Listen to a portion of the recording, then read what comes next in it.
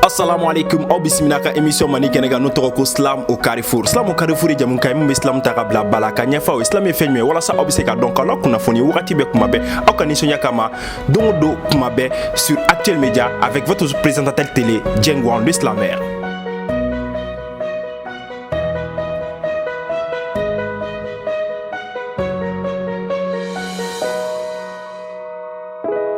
Anya faye cogo min na aw bisimila a ka émission mani kɛnɛ kan n'o tɔgɔ ko Slam au Carrefour. Slam au Carrefour ale ye jamu kan ye ale bɛ Islam ta ka bila ba la.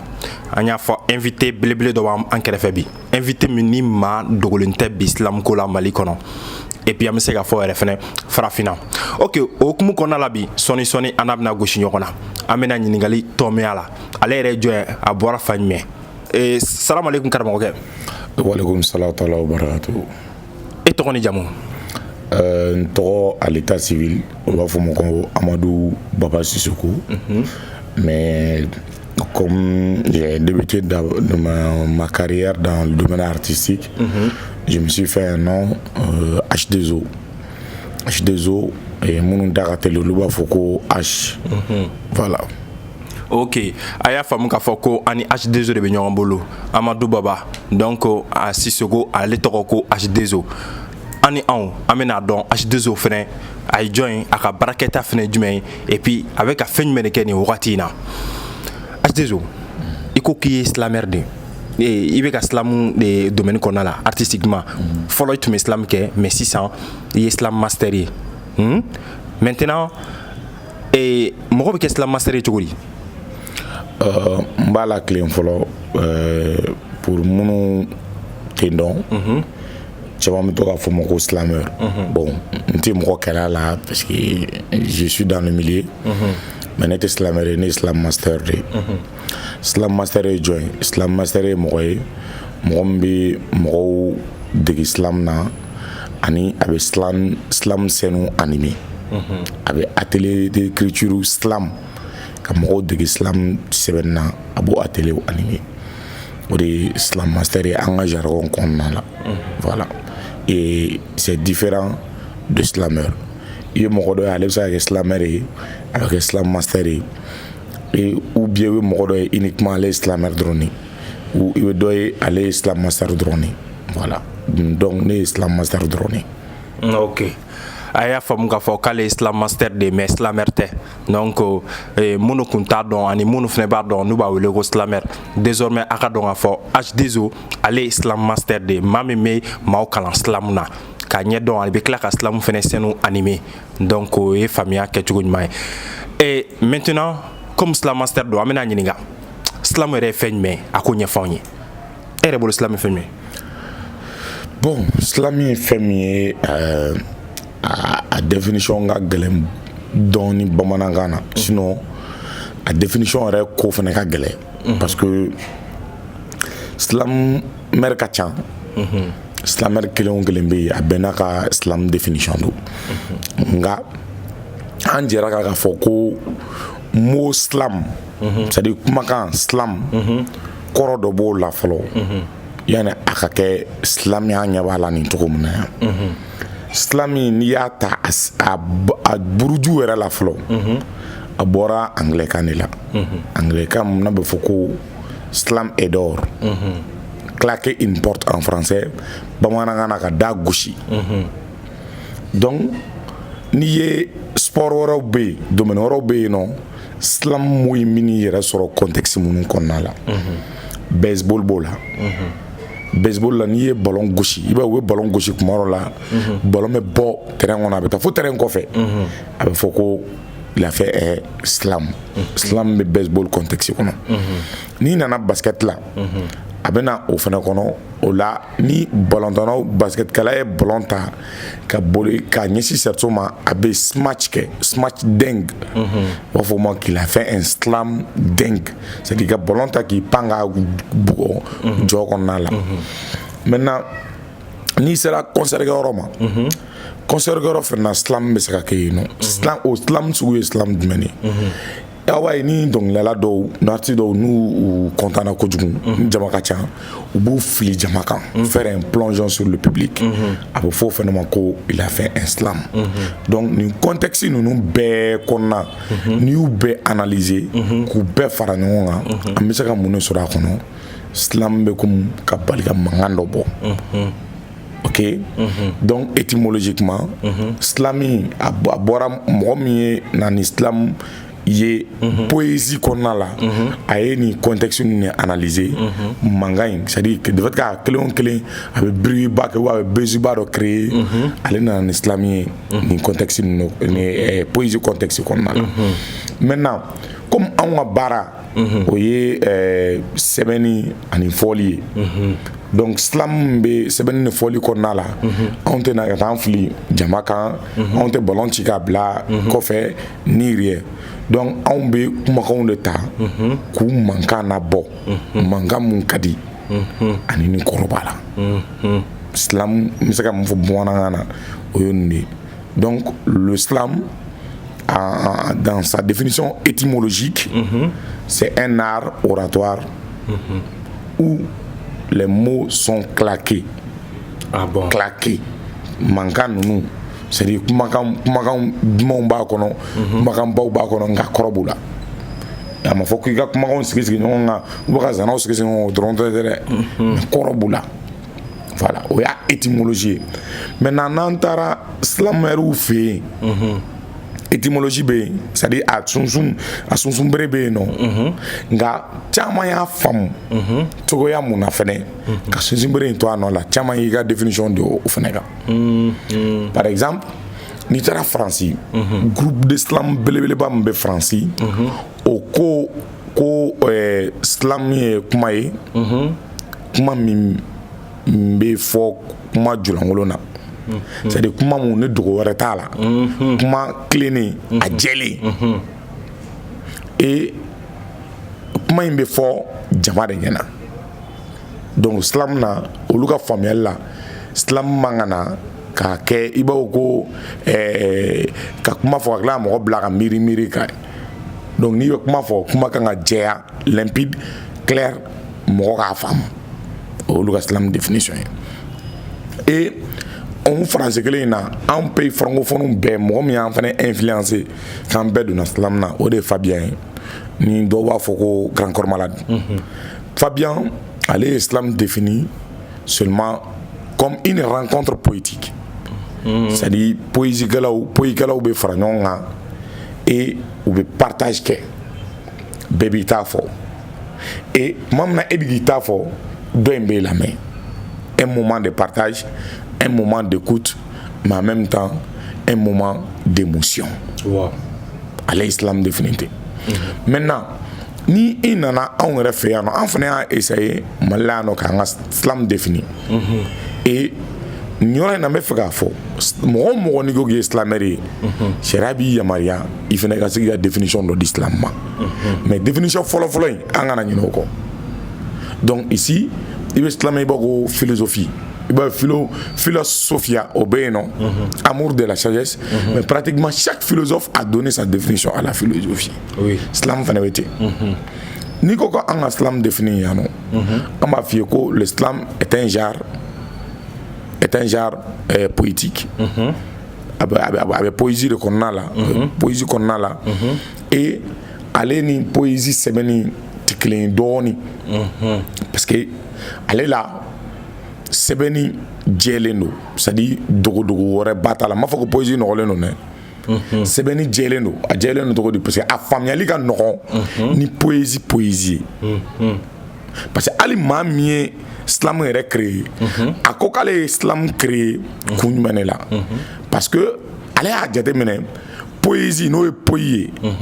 o dilen don mɔgɔ dɔw de ma mɔgɔ minnu n'u ye kalanbaw kɛ n'u taara ekɔlisobaw la alors que ale min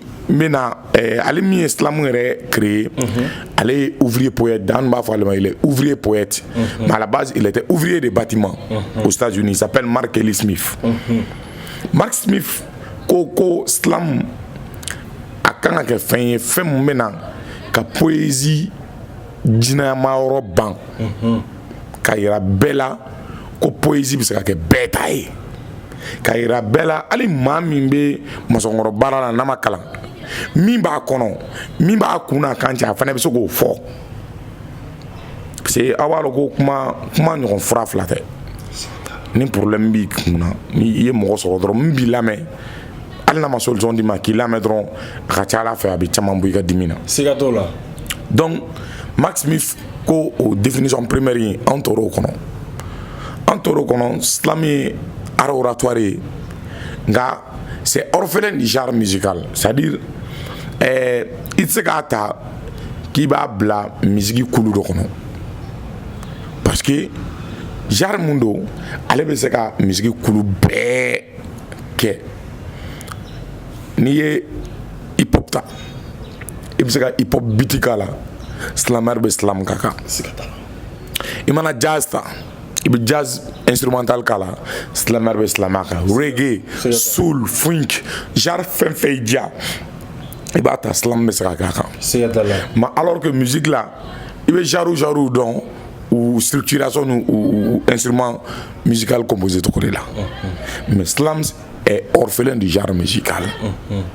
Et seul compte fin que les noms ne me content on fait au texte ni texte bibolo et bien c'est qu'on a texte partager ni moche quel que soit le problème on est réceptif c'est qu'à faire que mes islamé avoir au bel islamé. Ok, je pense que aw ye faamuya caman sɔrɔ nin na ka daminɛ ka silamu yɛrɛ ka daminɛ a sun na fo kana se silamu yɛrɛ ye fɛn min ye bi anw fɛ yan nɔ ba Maliba la. Je pense que hakilina caman faamuna la Ala ka sababu ɲuman ka anw bɛɛ lajɛlen ye nka an b'a fɔ a ye halisa a ma ban ani cɛ belebele min ɲɔgɔn na H2O an bɛna kuma halisa silamuko in kan et surtout a bɔra ka silamu kɛrɛ ɲɛfɔ a nana laban a kɛcogo la Mali la an bɛna ɲininka ale yɛrɛ bolo Mali silamu k'a daminɛ ni san cɛ fɛn ba jumɛn de kɛra la ou bien fɛn jumɛn de kɛra la ni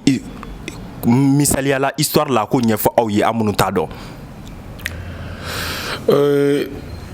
Au fait alhamdulilayi n bɛ foli bila an kɔrɔw ye minnu ye silamɛ tu tigɛ Mali la fɔlɔ. Ok. Mɔgɔ i ko bɛ bamanankan n'a yɛrɛ fana mais i y'i kɛ cogo cogo i kelen tɛ se ka ko bɛɛ dɔn. Ok.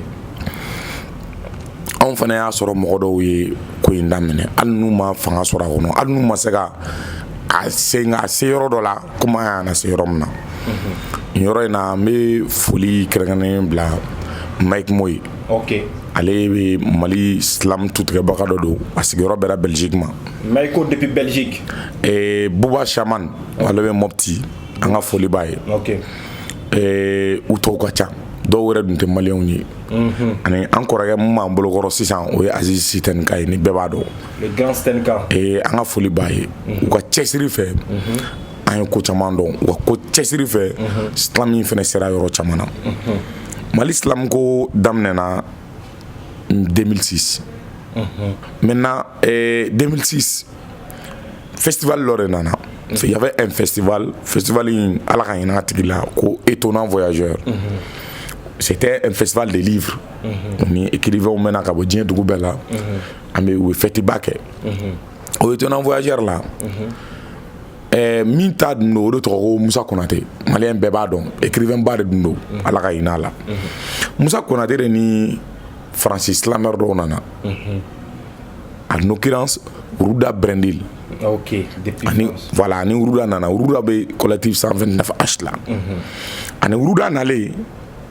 a essayé ka denmisɛnninw fara ɲɔgɔn kan pour que k'u initier islam na parce que islam dun tɛ yan. Mais an bɛ se k'a fɔ genre connexe dun b'a la mais islam yɛrɛ an tɛ islam dɔn fɔlɔ. Mais an n'an bɛ fɛn wɛrɛw kɛ qui ressemblait un peu au islam. Par exemple poyi ni poyi kan poyi ninnu. C'est vrai. Voilà, mais ni mot islami an k'o ta k'o étudier an t'o dɔn fɔlɔ. C'est vrai, c'est vrai. Donc collectif 129H mɔgɔw nalen u ni mɔgɔ fɔlɔ minnu ye baara kɛ n y'olu tɔgɔ fɔ sanfɛ Mike Mo Feno fana bɛ Europe sa Buba Shaman ninnu u ka ca. Maintenant o taatɔ la Uruda tantɔ la Uruda de ko ko Mali la yan nɔ ko groupe tɛ yan k'a ka d'ale ye u ka fara ɲɔgɔn kan ka jɛkulu dɔ sigi pour que ka to ka silami kɛ k'a la waleya jɛkulu fɔlɔ sigira o kɔnɔ o jɛkulu tɔgɔ ko Aslama Association des Slameurs du Mali qui est présidée par Bouba Chaman. Aslama nana u ye action dɔw posé u ye spectacle dɔw kɛ 2006 kelen na Grand Corps Malade nana Mali la Aslama mɔgɔw ye chance sɔrɔ a dɔw bɛ olu ye chance sɔrɔ ka première partie kɛ Grand Corps Malade ka concert la o kɛra Bulonba la et u bɔr'o la Aslama kuma nana caya o b'a dɔn jɛkulu ko filɛ nin surtout artistes ka jɛkulu a kuma ka ca Aslama kuma nana caya o ma ɲa la dɔɔni mais groupe bɛ hali sini Bouba Chaman n'a président ye et ensuite a bɛnna ni voyage ye caman voyager la fana et entre temps Aziz Sitenka y'a ka groupe sigi n'o ye Agoratoire ye Agoratoire sigilen tɔ caman fana y'u ka groupe misɛnninw sigi mais Agoratoire kɔni n ka dɔnniya la ça fait partie de la deuxième ou troisième groupe d'islam créé au Mali. Donc, Agoratoire Tiglé, plus tard, il y a eu un livre pour demain qui, à la base, était un projet de la Bibliothèque sans frontières. Projet, c'était un projet tripartite, c'est-à-dire entre le Mali, la France et Haïti. Mais c'est qu'à faire Aslama Tili là, au nord la donne parce que Bengan doit mouiller. Malien dɔw dun kan ka taa slam animé Faransi Haïtien dɔw bɛna Faransi c'est-à-dire échange de dun Faransi ni Haïti ni Mali cɛ mais u ma se ka bɛn a la donc ala wariko ni fɛnw na samasabali bɔra bon mɔgɔ min bɛ ka projet créer piloter o obligera pour que projet kana jɔ ni bɛɛ bɛ se k'i ka groupe créer bɛɛ k'i ka groupe créer ale bɛ bɛɛ sara i d'a ma donc an bɛ se k'a fɔ éclosion nana yen nɔ groupe komisɛnninw commencera ka caya mais mun ye fanga sɔrɔ ka baara kɛ o ye Agoratoire de mais Aslama fana tora a dan na un livre pour demain tilala ka kɛ organisation ye o kɛra association yɛrɛ ye Mali la yan et nin yɔrɔ in na n bɛ n ka foliba bɛ n fana Kaba Jakite ye ale ye un livre pour demain coordinateur général ye c'est l'un des premiers projets Mali kɔnɔ yan nɔ min ye islam bila ba la mɔgɔw tɛ mun kala ka islam bila ba la ka tourner kɛ pratiquement Mali région bɛɛ ka islam ni fɛnw kɛ yen nɔ un livre pour demain de don on a même écrit un livre au livre c'est entre le Mali la France et l'Haïti donc an ka foli bɛ un livre pour demain mɔgɔw ye bon an taalen ɲɛfɛ waati dɔ nana kɛ bɛɛ y'i bolo jigin Aziz kɛra mɔgɔ ye mɔgɔ min y'i cɛsiri islam ko la kojugu a y'i cɛsiri yɛrɛ mais an nana se moment dɔ ma groupe wɛrɛw nana créer o ye Jeunesse Art ye Jeunesse Art minnu t'a dɔn à la base a tila bɛɛ tun bɛ Agoratoire la nka kunkilennaw ma kɛ kelen ye frustration dɔw nana dɔw y'u sen bɔ a la ka Agoratoire to Aziz bolo k'u ka groupe créer ne yɛrɛ b'o la donc an nana Jeunesse Art bila en place Jeunesse Art sigilen sisan an y'an ka objectif fixé et au Jeunesse Art bibi na o fana kɛra jɛkulu belebele dɔ ye silamɛko la et o kɔfɛ groupe misɛnninw ani slameur misɛnninw commencera à créer parce que ni groupe fɛn sigira nin kelen o kelen bɛ ka action dɔ de kɛ pour que ka se ka slam bɔ nɔgɔ la Mali la formation b'o la festivalw b'o la activité parallèles b'o la Aziz n'a ka Agoratoire olu ye Mali festival fɔlɔfɔlɔ ta k'a kɛ slam na ensuite il a une grande compétition nationale qu'on appelle Massa Slam ale de y'o fana bila en place maintenant Jeunesse Art ka niveau la Jeunesse Art nana ni samedi de Médine Islam samedi o de la maralen kɛ mɔgɔw yɛrɛ o de la ensuite u nana Jeunesse Art la plus tard elles étaient vraiment ambitieuses elles ont créé leur groupe Apocalypse Smolar Moussa Nounou olu bɛɛ bɔra samedi de Médine Islam samedi la Soukreni Smolar olu bɔra école d'islam ne la Jeunesse Art projet wɛrɛ ta ko école d'islam qui est un cadre de formation et de promotion d'islam donc denmisɛnnin caman bɔra yen nɔ san o san mɔgɔ 20 mɔgɔ 30 ɲɔgɔn bɛ don n'u formera u bɛ bɔ o t'a la an ka groupe kelen o kelen k'a ta ma ɲɛ mun fɔ ma mun fɔ o bɛɛ bɛ ka formation minnu kɛ donc an continue n'o fɛ plus tard Jengwan n'o ye e yɛrɛ ye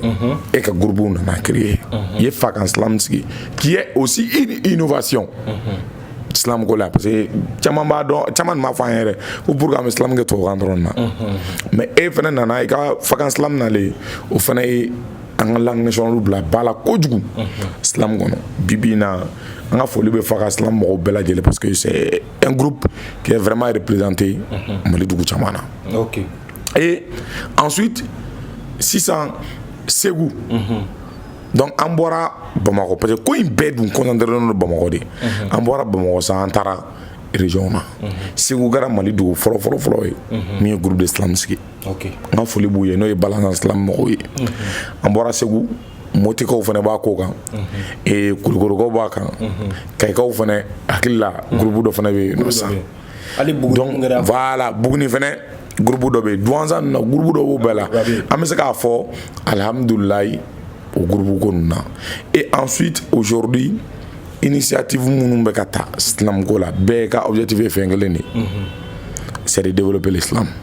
Islamaire groupe wo individuel wo pratiquement activité dɔ ye bɛɛ bolo san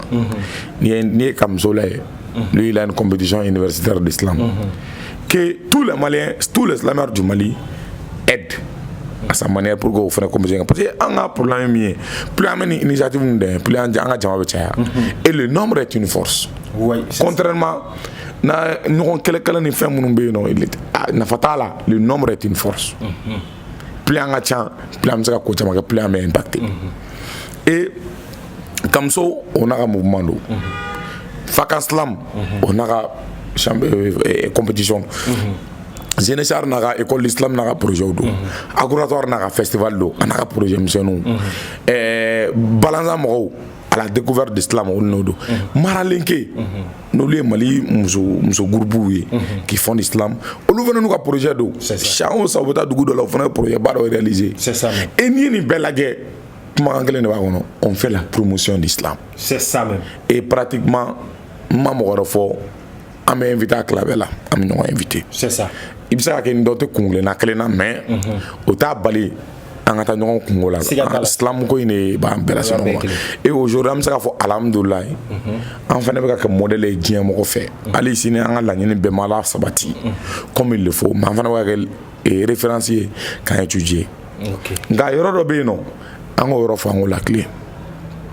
et tubabu ko l'arbre ne doit pas cacher la forêt waati dɔ kɛra an kɔrɔbalen dɔw kɛra gɛlɛyaba ye silamɛw ma surtout an dɔgɔnima mɔgɔw waati dɔw kɛra an kɛra gɛlɛyaba ye an dɔgɔnima mɔgɔw ma donc parce que moment dɔ kɛra dɔw bolo ko ni islam ko bɛ fɔ c'est à dire n'olu ma caché sigi kan i ma da man ka don islam ko la o ye problème ba de mais je pense que an bɛɛ bɛ k'a faamu sisan ko in tɛ mɔgɔ ko ye groupe ko tɛ islam ko de don ne min profiter ka micro la k'a fɔ Mali silamɛw bɛɛ ye il se peut que n sera dɔ ma sans me rendre compte ne Amadou do kɔni sera mɔgɔ n b'aw deli a yafa ma j'ai fait c'était pas vraiment de mauvaise foi n y'a kɛ mais min mun fɔ bɛɛ ye an bolo de a ɲɔgɔn ma hali bi an ka to silamɛko kelen in kɔ ok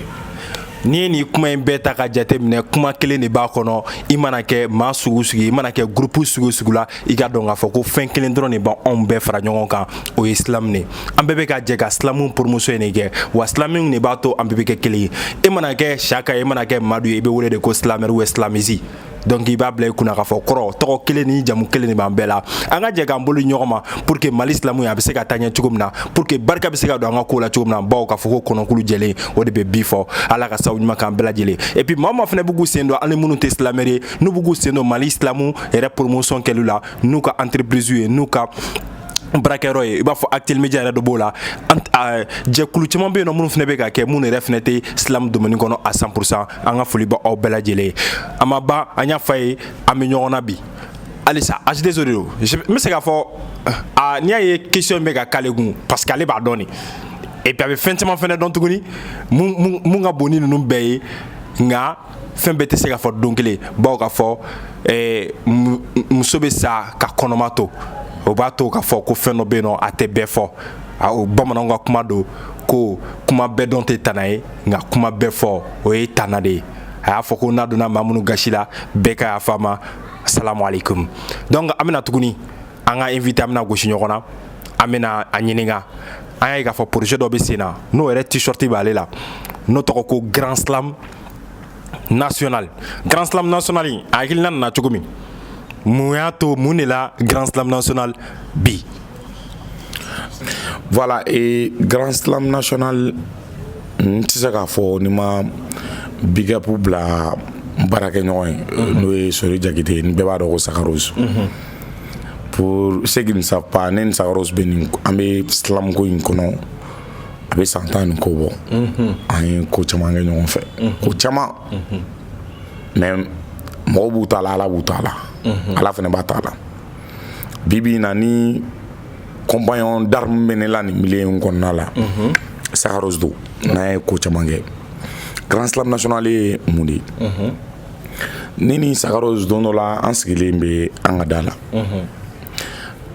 an bɛ baro la an ko ko an ye mɔgɔ joli de former an commencera ka calcul bɔ quoi mais en réalité ale t'a da dɔn ne t'a da dɔn an ko bon est ce que an ye mɔgɔ dɛmɛ ka kɛ silamɛ de ye est ce que n'anw bɛɛ fara ɲɔgɔn kan ka spectacle dɔ kɛ une fois ça va pas marcher au moins ça va montrer la cohésion de notre mouvement a ko oui ko c'est une superbe idée an commencera an ye réflexion daminɛ o mɔgɔw an bɛ fɛn fɛn dɔn an y'u tɔgɔ di ale bɛ dɔ fɔ ne bɛ dɔ fɔ an b'a bɛɛ sɛbɛ plus tard an nana miiri tɔgɔ la an bɛ tɔgɔ jumɛn de da spectacle in na an k'o cɛ bon an ka bila an ye kalo kelen ɲɔgɔn kɛ an si t'a kuma fɔ don dɔ la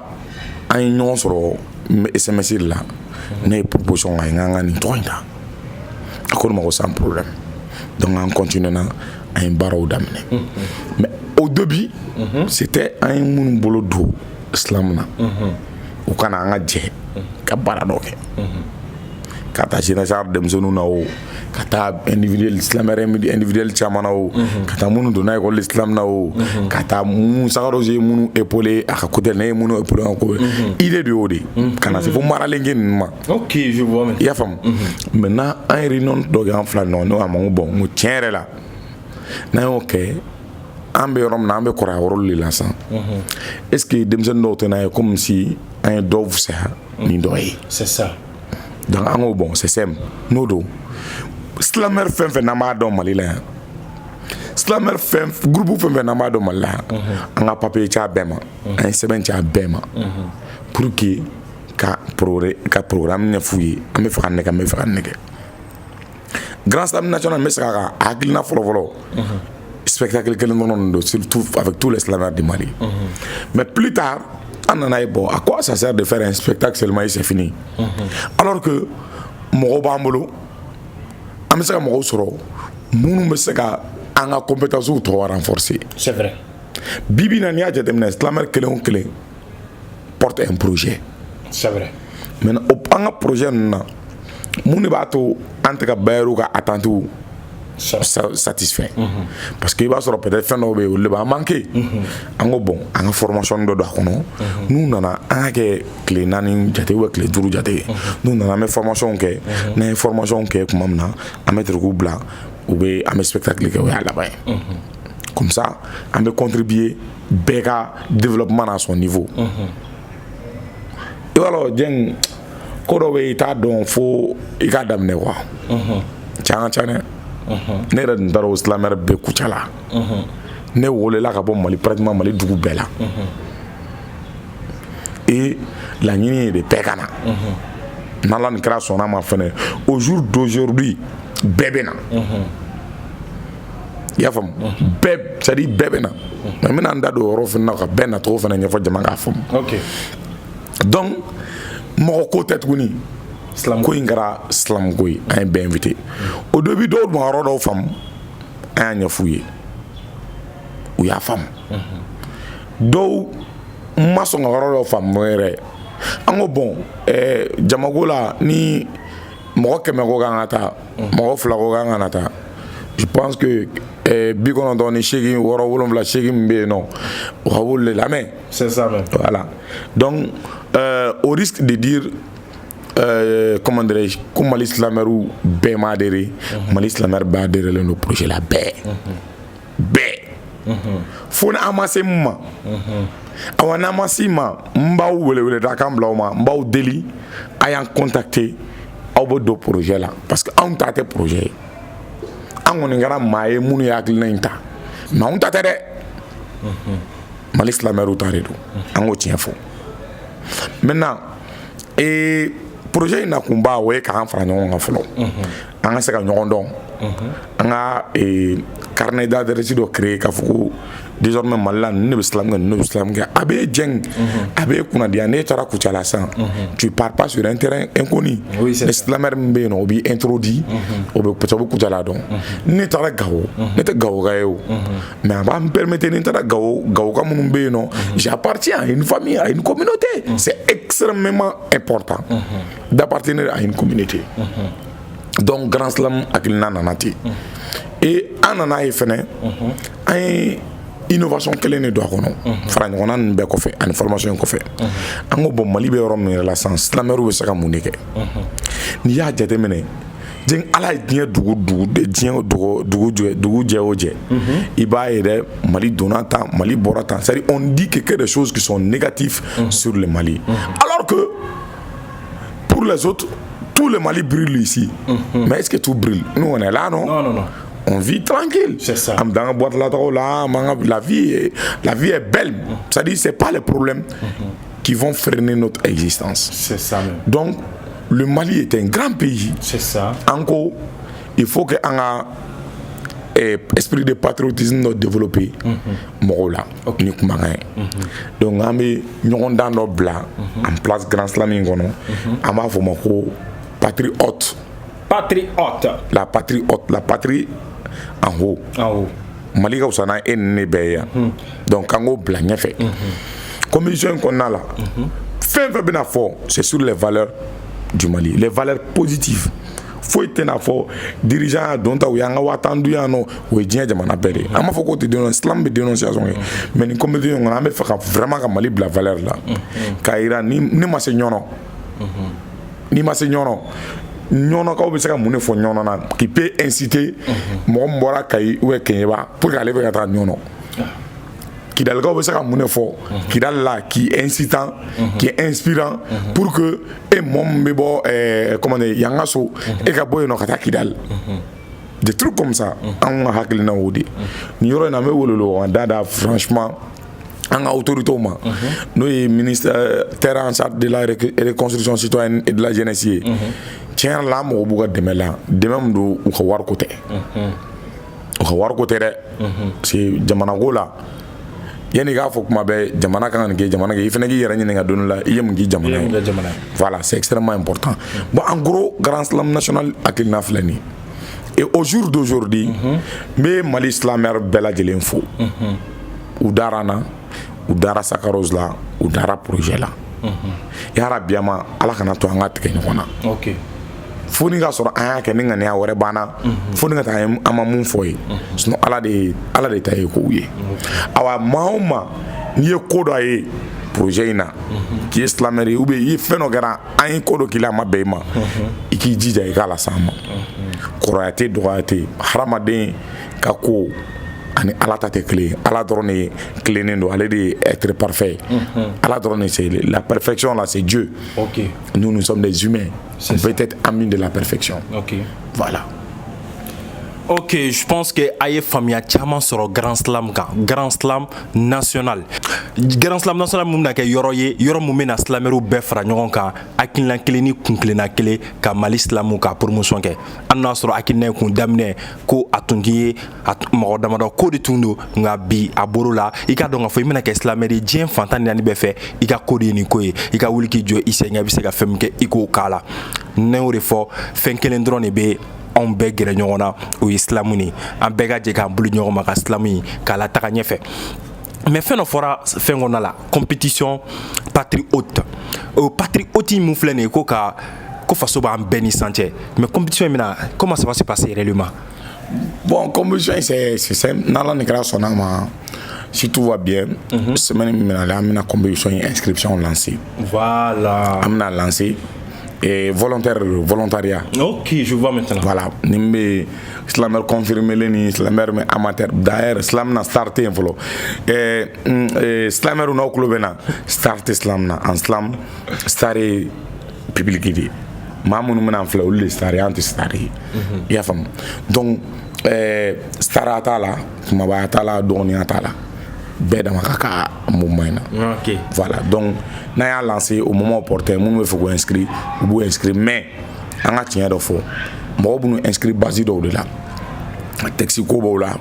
ani qualité dɔ b'an bolo ɲini donc n'a jama cayara cogo la an bɛ se ka casting dɔ yɛrɛ organiser nka final don mɔgɔ 10 dɔrɔn don ɲinana grand slam national bɛ kɛ septembre kalo tile 20 ka taa bila septembre kalo tile 24 na palais de la culture Goethe Institut Mayambugu Voice for Tot ka bureau Mayambugu ani Bulumba soirée bɛ kɛ yen nɔ donc programme détaillé fɛnɛ an bɛn'o bila bɔlɔlɔw kan a tɛmɛ n b'a fɔ mɔgɔw ye fɛnɛ u ka t'u sɔgɔ an ka page la Grand Slam National pour que u ka information bɛɛ lajɛlen sɔrɔ en temps réel. Maintenant yɔrɔnin dɔ bɛ yen an k'o fɔ n ka foli bɛ silamɛw ye minnu fana bɛ farafinna duguw la ɲinan dugu 4 de y'a décidé k'u bɛna fara an kan ka nin fête kɛ nin ye ko daminɛ de ye Sénégalikaw n ka foli b'u ye Niger n ka foli b'u ye Burkina Faso n ka foli b'u ye fo kana se Côte d'Ivoire ma nin taara Europe dugu 2 fana bɛ yen nɔ olu fana y'u minɛ an ka tolon jɛ an bolo France b'o la et ani Belgique. Donc o ye koba de an bolo n'an taara Afrique centrale la Tchad fana bɛ yen nɔ Tchad fana bɛ na n'ala ni kɛra sɔnna ma donc ça sera une grande fête du slam, pas seulement slam malien mais du slam africain. Et comme moi yɔrɔ dɔ bɛ foli tɛ se ka ban silamɛw yɔrɔ la mɔgɔ si ma dɔrɔmɛ kelen ɲininkali kan na bɛɛ bɛ yan bénévolat la o de y'a kɛ ɲinan thème an y'a kɛ l'engagement social d'islam i tɛ se ka islam ni social bɔ ɲɔgɔn na i tɛ se donc l'engagement social d'islam o de y'an ka ɲinan thème ye et o engagement in silamɛw y'a yira an na depuis a daminɛ an adhéré au projet à 0 franc hali mun bɛ bɔ Gawo a yɛrɛ de bɛ k'i ka billet ta ka bɔ Gawo ka na mun bɛ ka bɔ Kayi a yɛrɛ de bɛ k'i ka billet ta ka bɔ Kayi ka na mun bɛ ka bɔ Kucala pareil minnu bɛ Bamakɔ u yɛrɛ de b'u ka essence k'u ka moto kɔnɔ ka na parce que aw bɛ Mali événement ko don partenaire tɛ mɔgɔ la nka an ka laɲini ni partenaire sɔrɔ don o don n'Ala sɔnna ma on va mettre chacun dans ses droits mais l'islam c'est un art social et on va continuer à mettre les points sur l'aspect social de l'islam. Ok, n'a y'a jateminɛ k'a fɔ ko silamu yɛrɛ adamadenya de don maya de don et o maya in o kan ka kɛ fɛn bɛɛ ye o de la m'a fɔ ko l'islam c'est toute une vie silam o tɛ dɔwɛrɛ ye ka maaw ladi k'u bɔ fili la k'u bila sira ɲuman kan cogo min na u bɛ se k'u janto yɛrɛ la walasa u kana fili yɛrɛ ma n'i y'o bɛɛ jateminɛ o kɔnɔna la adamadenya de bɛ yen nɔ adamadenya mun n'a a bɛ kɛ ni hakili kɔnɔna ye n'a bɛ kɛ ni kuma ye n'a bɛ kɛ ni basigi kɔnɔna ye donc n'i ye jateminɛ kɛ k'a fɔ ko compétition bɛ n'a boloda nka n'Ala sɔnna tagalen ɲɛfɛ inscription bɛ na kɛ aw ye a bɛ na aw tɔgɔ sɛbɛn a la nka inscription kɔnɔna la il faut que qualité dɔ bɛ yen nɔ mago b'o la et puis k'a fɔ ko n ye star ye k'o t'a la ko star dan ye public de ye islam kɔnɔ ne m'a fɔ dɛ H2O de y'a fɔ ko e mun ye silamɛ k'i sigilen don k'i tɛ star ye ko star dan ye dɔrɔn public de ye public min bɛ n'i lamɛn donc Ala ka sababu ɲuman k'an bɛɛ lajɛlen mais n'an ye grand slam yɛrɛ ta national grand slam national ta k'a lajɛ a bɛna hakili lajigin fédération na mais fédération ko bɛ cogo di yɛrɛ Mali kɔnɔ. Bon an ka laɲini ka n m'a fɔ grand slam ka laɲini mais ne Amadu ka laɲini bi Mali silamɛ bɛɛ ka don da kelen bɔ da kelen fɛ mais n bɛ segin a kan tuguni n tɛ n sigi n ma sogo n'a ye ka miiri siɲɛ kelen ko n bɛ kɛ silamɛw ɲɛmɔgɔ ye awa n tɛ fɛ ka k'a ye fana me k'a fɔ n ye hɔrɔn de ye n bɛ ka hɔrɔnkan de fɔ n tɛ fɛ ka kɛ silamɛw ɲɛmɔgɔ ye mais silamɛw ka don da kelen fɛ c'est extrêmement important donc ni an ye kow bila latigɛ bolo ma n'a don nana don min na n'ala ni kira sɔnna ma a bɛ kɛ a bɛ kɛ n'ala ni kira sɔnna ma anw do o denmisɛnninw do u bɛ fara ɲɔgɔn kan parce que fara ɲɔgɔn kan ye wajibi ye o san yɛrɛ ɲɛ b'a la fara ɲɔgɔn kan bɛ ka kɛ ka ban parce que denmisɛnninw bɛ ka ɲɔgɔn côtoyer u bɛ ka fitininw kɛ ni ɲɔgɔn ye u bɛ taa ɲɔgɔn fɛ u bɛ ɲɔgɔn wele c'est ça o bɛɛ ye fara ɲɔgɔn kan dɔ ye voilà donc mais fara ɲɔgɔn kan il faut k'a matérialiser ka groupe dɔw sigi ka fédération ba dɔ sigi ko mun fana bɛ to k'i prononcer Mali silamu ko bunako kuma kan voilà. Ok, n'a jateminɛ k'a fɔ ko fédération il faut que a ka sigi Mali silamɛw bɛɛ ka jɛ k'i bolo don ɲɔgɔn ma ka kɛ jɛkuluba kelen kɔnɔ i mana kɛ X ye i mana kɛ Y o an bɛɛ ka ɲɔgɔn sɔrɔ yɔrɔ kelen ka don da kelen fɛ ka bɔ da kelen fɛ o de ye ko in diyayɔrɔ ye an y'a fɔ aw ye k'a fɔ an bɛ émission Slam au Carrefour an m'o kɛnɛ kan Slam au Carrefour ale tɛ jɔyɔrɔ ye k'a fɔ bɔlɔbɔlɔ kɔnɔnaw na kari kɔnɔnaw na ka silamuw ka ɲɛfɔ mɔgɔw ye k'u ladi k'u bɔ fili la k'u bila caman kan cogo min na u bɛ se k'u janto u yɛrɛ la walasa u kana fili u yɛrɛ ma bon an bɛna ɲininkali dɔ tɔmiya la o ɲininkali o ye Actuel Media ani Slam Carrefour mɔgɔw ka ɲininkali ne ko e yɛrɛ hakilina jumɛn émission Slam au Carrefour kan d'abord c'est une très belle émission n tɛ ɲɛna walaɲuman dɔn dɔgɔbaya ye zon ye Mali la mɔgɔ fɔlɔfɔlɔ min Slam émission daminɛ radio la radio fɔlɔla ka valeur d'a ma o ye Azizi ye ala nana n'aw ye a y'a bila et plus tard émission hakilinaninw yɛrɛ bɔra e jɛn yɛrɛ y'i seko kɛ nka mɔgɔw b'u ta la ala b'a ta la quoi n'a fɔra ko Slam au Carrefour fana nana alhamdulilayi o fana ye ko belebeleba ye an bɛɛ bɛ fɛn min minɛ ni ba ye parce que fɛn fɛn ye promotion ye bi bi in na an ka art mɔgɔ b'olu la contrairement à ce que beaucoup pensent que quand art est sous art c'est duguma art c'est art min fana bɛ art tɔw duguma mais anw fana bolo an sera moment dɔ ma on a besoin de reconnaissance voilà donc Slam au Carrefour an ka foli de bɛ k'a ye yarabi an b'ala ka barika don a la hali bi et en même temps en tant que délégué général du Grand Slam national n bɛ foliba bila Actuel Media ye à travers son directeur général n'o ye Kebe Ras Kebe c'est un bon ami Slam ko bɛɛ kɔfɛ c'est un monsieur qui ma deli ka ko ɲini a fɛ fɔlɔ ko a ye hali duti don a la quoi n kɛlen ka Grand Slam ko kuma ɲɛfɔ a ye dɔrɔn paf il dit qu'il est partant et directement ils sont partenaires médias du Grand Slam. Merci beaucoup à Actuel Media. Ala ka barika do Slam au Carrefour la, ala ka barika do Actuel Media la. Amina rabi an y'o de fɔ ko silamu fɛnba de don wa silamɛriw yɛrɛ ye fɛnɛ ye maaba de maa minnu fɛnɛ bɛ silamɛriw dɛmɛ ka kɛ silamɛri ye n'a bɛ fɔ olu ma ko Slam Master olu fɛnɛ ye maaba de parce que ninnu bɛɛ bɛ jamana taɲɛ de kɔnɔ u bɛ ka jamana siniɲɛsigi k'o de dilan n'i y'a jateminɛ k'a fɔ denmisɛnnin dɔw to u ka denmisɛnninya la k'u denmisɛnnin ɲɔgɔn k'u ladi ka masaw k'olu bilasira ka jamana ɲɛmɔgɔw ka se ka sira dɔ yir'u la n'u ka hakilina ɲuman ye hakilina min u kun ni kan cɛ o ye ko belebeleba de et puis jamana yɛrɛ kan k'i se don ni projet in na bawo k'a fɔ jamana ka taɲɛ sira b'a kɔnɔ jamana ka siniɲɛsigi sira b'a kɔnɔ o ma se k'o de fɔ ko jamana fɛn fɛn ɲɛmɔgɔ fɛn fɛn bɛ ɲɛ bɛ nin émission in na bi an b'a fɔ a ye a y'aw sen don ni événement belebele min na mun bɛna Mali silamu ɲɛda ka yira maaw la pour que u ka se k'a dɔn fɛn mun de don aw ka jamu kan de kun don n'o tɔgɔ émission Slam au Carrefour Actuel Media jabarani sanfɛ avec votre présentateur télé Djengwan le Slammer H2O de tun b'an bolokɔrɔ mun tun ye invité